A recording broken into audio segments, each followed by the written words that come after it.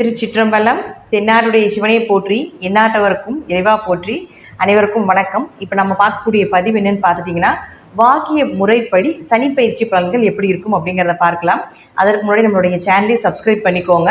Bell பட்டனில் all அப்படின்னு சொல்லக்கூடிய பட்டனையும் கிளிக் பண்ணிக்கோங்க. அப்போ தான் நம்ம போடக்கூடிய அனைத்து பதிவுகளுமே உங்களுக்கு உடனுக்குடன் வந்துக்கிட்டே இருக்கும்.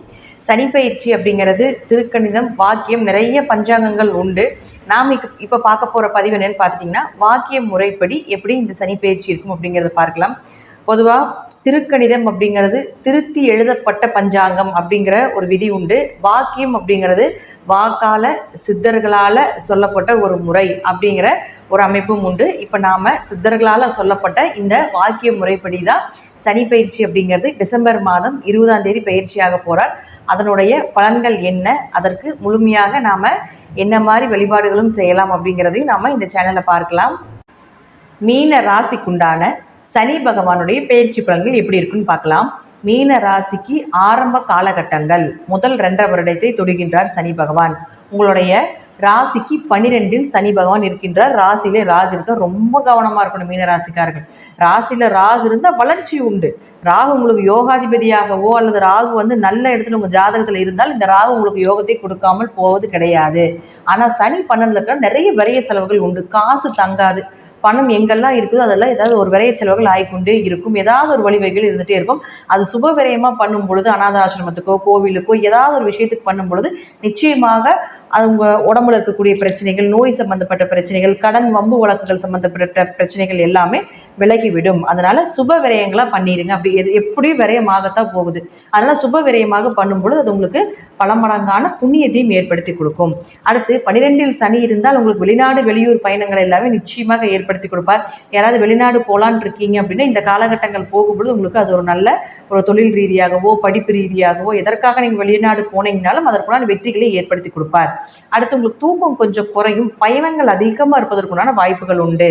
3ஆம் பார்வையாக ராசிக்கு 2ஆம் வீட்டை பார்க்கறதுனால ஜாமீன் கையெழுத்து போடக்கூடாது. அதே போல் பணம் கொடுக்கல் வாங்கல் இருக்கக்கூடாது. இன்வெஸ்ட்மெண்ட் பண்ணக்கூடாது. அப்படியே பண்ணினாலும் எந்த ஒரு ஐடென்டிஃபை இல்லாமலும் பண்ணக்கூடாது. அத்தாட்சி இல்லாமல் எதுவுமே பண்ணக்கூடாது. இதெல்லாம் நீங்கள் கொஞ்சம் கவனமாக இருக்க வேண்டும். அடுத்து 7ஆம் பார்வையை உங்களுடைய 6ஆம் வீட்டை பார்ப்பார். அப்போ கடன் வம்பு வழக்குகள் ஏதாவது ஒரு நோய் தொந்தரவுகளையும் ஏற்படுத்தி கொடுப்பார். உத்தியோக மாற்றங்கள், வேலை மாற்றங்கள், டிரான்ஸ்ஃபர் சம்மந்தப்பட்ட விஷயங்கள் இது எல்லாமே நிச்சயமாக ஏற்படுத்தி கொடுப்பார். ஒரு இடத்தை விட்டு நிச்சயமாக மாறுறதுக்குண்டான வாய்ப்பையும் ஏற்படுத்தி கொடுப்பார். அடுத்து பார்த்துட்டிங்கன்னா உங்களுக்கு 10ஆம் பார்வையாக 9ஆம் வீட்டை பார்க்கும் பொழுது தந்தைக்கு ஏதாவது உடல்நிலை கோளாறுகள், தந்தைக்கு உங்களுக்கு ஏதாவது சண்டை சச்சரவு பிரச்சனைகள், பூர்வீகம் சார்ந்த ஒரு சொத்து பிரச்சனைக்கு ஒரு நல்ல தீர்வுகள் இதெல்லாமே கிடைப்பதற்குண்டான வாய்ப்புகள் உண்டு. யாராவது பூர்வீகத்தை விட்டு வெளியே போகலான்ட்டு இருந்தீங்கன்னா இந்த காலகட்டங்கள் அது உங்களுக்கு சாதகமாக இருக்கும். எப்படியும் பூர்வீகத்தில் பிரச்சனைகளை கொடுக்கும். அப்போ வெளியே போகணும், பூர்வீகம் ஸ்தானம் சரியில்லை அப்படின்னா நிச்சயமாக வெளியேற்றக்கூடிய ஒரு அமைப்பையும் நிச்சயமாக இந்த சனி பகவான் ஏற்படுத்தி கொடுப்பார். தீர்த்த யாத்திரை போகக்கூடிய ஒரு அமைப்பு, கோவில் பணி செய்வது, கட்டுமான பணி செய்வது, உழவார் பணி செய்வது இதெல்லாமே இந்த காலகட்டத்தில் நடப்பதற்குண்டான வாய்ப்பையும் ஏற்படுத்தி கொடுப்பார்.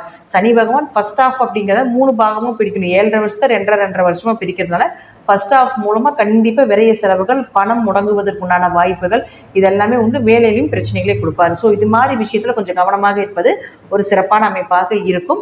வெளிநாடுக்கு சிறப்பான அமைப்பு. லக்னத்தில் ராகு இருக்கிறது, ராசியில் ராகு இருக்கிறதுனால வெளிநாடு போகிறதுக்கு ஒரு நல்ல வேலை வாய்ப்புகளையும் ஏற்படுத்தி கொடுப்பதிலையும் மாற்றமே இல்லை.